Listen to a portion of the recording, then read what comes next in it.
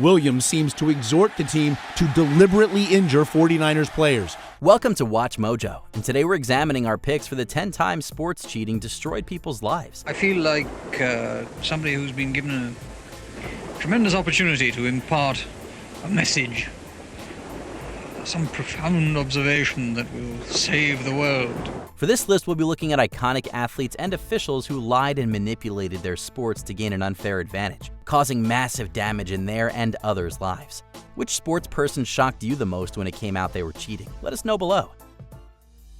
Tom Simpson, 1967. You didn't want to think that someone had taken a mate away, and something like the Tour de France, in all its innocence, could take the life of a person away. The Tour de France is one of the biggest competitions around for cyclists. Each competitor wants to do their best and can go to extremes. In 1967, suffering from illness, British biker Tom Simpson was behind in the race. With the hot temperature of 54 degrees Celsius, Simpson was climbing the grueling Mont Ventoux. Having fallen off his bike, Simpson ignored the advice from his team and continued to cycle. Shortly after, he passed out, requiring CPR. After getting airlifted to a hospital, the 29-year-old Simpson was declared deceased. Simpson collapsed for the first time, just short of the summit.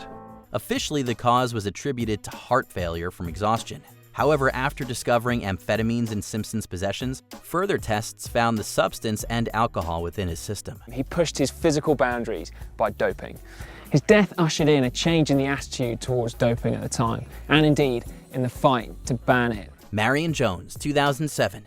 After the 2000 Summer Olympics, American track and field athlete Marion Jones was one of the best in the world after picking up 3 gold and 2 bronze medals. But once the Balco scandal broke, Jones was linked to using banned substances as her former partners were found to have been using. I have never, ever failed a drug test. After years of denying it, in 2007, she admitted she used steroids to win her medal collection in 2000. I have let my country down, and I have let myself down. Facing a court case for making false statements to federal agents during the investigation, Jones pled guilty. She was sentenced to 6 months in prison in 2008. You've gone from $80,000 a race. Yeah. I don't know what that is per inch, but it's a lot, right? And then suddenly you're in this tiny cell. You're a felon. On top of this, the legal issues had left Jones broke, requiring her to sell numerous properties. She also handed back her 5 Olympic medals. Pakistan cricket spot fixing scandal, 2010. After rumors of corruption within the Pakistan cricket team began to come out, the now defunct newspaper The News of the World went undercover to meet with sports agent Mazhar Majid. In exchange for £150,000, Majid would arrange for specific spots to happen during the 4th test between England and Pakistan. So the first ball of the 3rd over of the innings, yeah? 3 Pakistani players, Salman Butt, Mohammad Asif, and Mohammad Amir, were mentioned in the report. After an investigation by the International Cricket Council, each was banned from playing professionally for years. Then a criminal investigation happened for defrauding bookmakers. In 2011, Majid received a sentence of 2 years and 8 months, but got 2 years and 6 months. Asif got 1 year, and Amir got 6 months. Donald Crowhurst, 1969. In 1968, the Sunday Times Golden Globe race was set to begin. This event was a non-stop sailing competition around the world with several prizes, including £5,000 for the fastest time. Donald Crowhurst, whose business was struggling, saw this as an opportunity to turn things around. He remortgaged his house to pay for a new boat, but it still wasn't enough. So he managed to persuade Stanley Best, a wealthy caravan dealer, to be his sponsor. As he entered the race, it seemed like Crowhurst was somehow going toe-to-toe with the professionals. In reality, he was lying about his location and even broke the rules to fix his boat on land. Crowhurst was now heading into that ocean in a leaking boat he had to bail by hand. And confirmation of just how dangerous those seas could be came later that November. As competitors dropped out, Crowhurst was set to take second place and perhaps the money. But with the pressure of his deception likely to be exposed, his mental health deteriorated. He did give this warning that he thought he might have to go into radio silence. But the psychological isolation was that much more complete. He could hear messages coming in, and yet he had imposed the situation upon himself of non-communication, of being, as it were, speechless. In July 1969, his boat was found with no sign of Crowhurst. Bountygate, 2012. We hit Smith, right there. Remember me. I got the first one. It's normal for teams to offer financial bonuses for players' performances as an incentive, but issuing bounties to purposely injure opposition players isn't. In 2012, this was the case for the NFL's New Orleans Saints. From 2009 to 2011, up to 27 players were encouraged to deliberately hurt key opponents in exchange for some cash. This malicious scheme involved numerous parties, including team's then defensive coordinator Greg Williams and former head coach Sean Payton. In response, the NFL came down hard on the Saints. Not only were they fined $500,000, but Payton was suspended for the entire 2012 season, and others were also handed bans. You can't talk to anybody in the league. You can't talk to any coach. You can't talk to any player. It was unprecedented. Baylor University basketball scandal, 2003. In 2003, Baylor University was rocked when basketball player Patrick Dennehy was killed by his teammate Carlton Dotson. This event sparked the National Collegiate Athletic Association to investigate the university. They found that Baylor had reached the limit of scholarships, so head coach Dave Bliss had been paying the tuition for Dennehy and Corey Herring. To start with, Bliss told the NCAA that Dennehy was paying his tuition by being a dealer. The group then found that Bliss disobeyed several NCAA regulations and even allowed his players to engage in substance abuse. With Baylor's basketball program in tatters, Bliss resigned and received a 10-year show cause penalty, which essentially meant the NCAA would monitor him should another affiliate school hire him. Lance Armstrong, 2012. From inspiring many to take up cycling to creating a successful nonprofit in what's now known as the Livestrong Foundation, everything seemed great for Lance Armstrong. But then allegations about his cheating began to trickle out.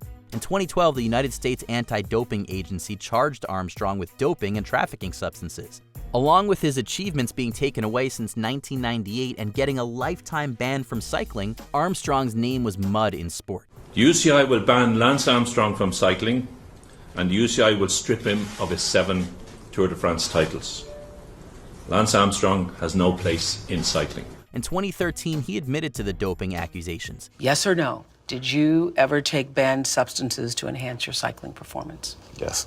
Since then, Armstrong has had to pay numerous court settlements for his deception, costing him millions of dollars. In interviews, he admitted that if he hadn't invested in Uber in 2009, his family would have been financially ruined. 10, 20, 30, 40, 50 million dollars? It's one of those. It's a lot. It's a lot.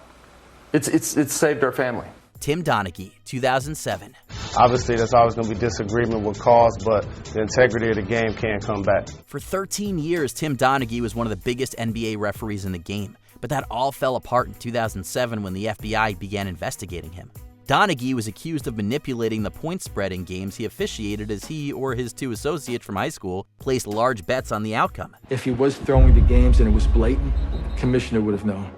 His co-workers would have known. The owners would have known. The players would have known. They would have called attention to it then. Which was the reason why Tim was saying, well, there were other people involved. And he believes that it went all the way up the chain. At the same time as the news of the scandal came out, Donaghy's wife filed for divorce. He was also initially fined a total of $530,000 for his match fixing. In 2008, Donaghy was sentenced to 15 months in prison, while his associates James Batista also got 15 months and Thomas Martino got 1 year and a day. The Calciopoli, 2006. In 2006, football's reputation took a massive hit when the Calciopoli scandal erupted in Italy. Club administrators and referee groups had been influencing which officials would be selected in certain Serie A and Serie B games, making the results favorable for them. Juventus were stripped of their last 2 titles and relegated, while AC Milan, Lazio, Regina, and Fiorentina faced various sanctions. Numerous officials and administrators involved received long-term bans from the sport and were sentenced to prison. However, most of the sentences handed out were acquitted or overturned by 2015. Yet even so, many had their standing in the footballing world tarnished forever. One who wasn't acquitted was ref Massimo De Santis. His 1-year suspended sentence remained in place. Before we continue, be sure to subscribe to our channel and ring the bell to get notified about our latest videos. You have the option to be notified for occasional videos or all of them. If you're on your phone, make sure you go into your settings and switch on notifications.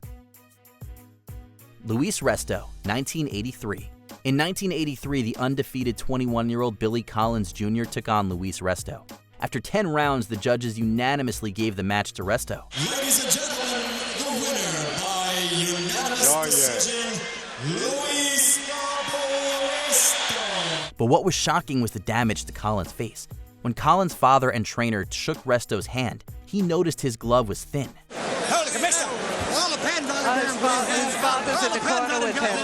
It turned out an ounce of padding had been removed by Resto's trainer, and the boxer's wraps were essentially turned into plaster casts. The reason was down to large bets on the bout's outcome. 18 days after what had briefly appeared to be his greatest victory, Louis Resto's boxing career was over. But the consequences of that night in the ring, for Louis and so many others, were just beginning. The savage injuries sustained by Collins forced him to quit the profession. Less than a year later, he passed away from a car crash. Resto was banned from boxing and later sentenced to prison for 2.5 years. Did you enjoy this video? Check out these other clips from Watch Mojo, and be sure to subscribe and ring the bell to be notified about our latest videos.